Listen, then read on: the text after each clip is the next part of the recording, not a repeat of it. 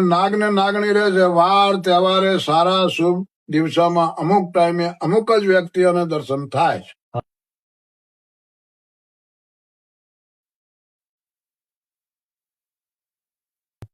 એ પથ્થરના ઉપર પથ્થર છે. પથ્થરના ઉપર પથ્થર છે.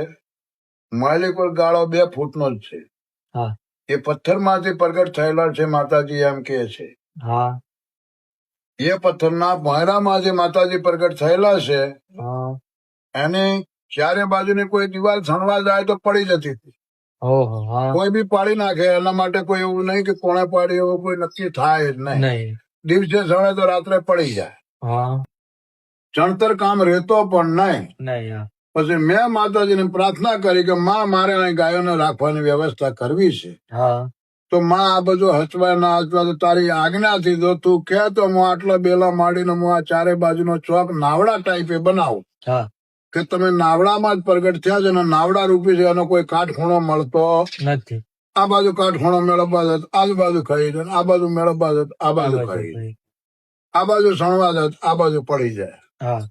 તો પ્રાર્થના કરી, અનુષ્ઠાન કરી, માતાજીની પૂરી સેવા કરી અને મેં એટલી 3 ફૂટ ચારે બાજુ દિવાલ કરી અને પથરાની સુરક્ષા આપી કે આગળ કળજુગ આવે છે માં.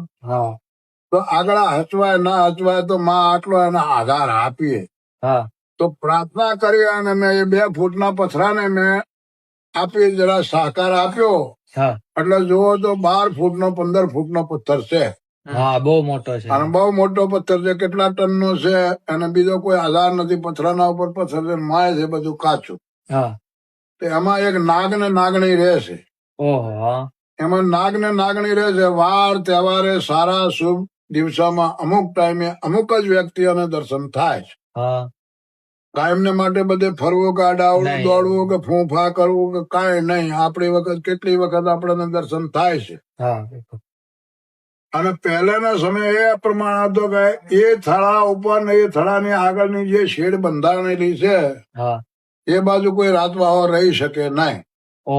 રાતવાહો રહેનાર વ્યક્તિને આ બાજુ આવવું પડે. નકર ત્યાં રહેનાર વ્યક્તિ ત્યાં સૂતો હોય તો હવારમાં આ કાંઠે હોય પેલે કાંઠે ના હોય.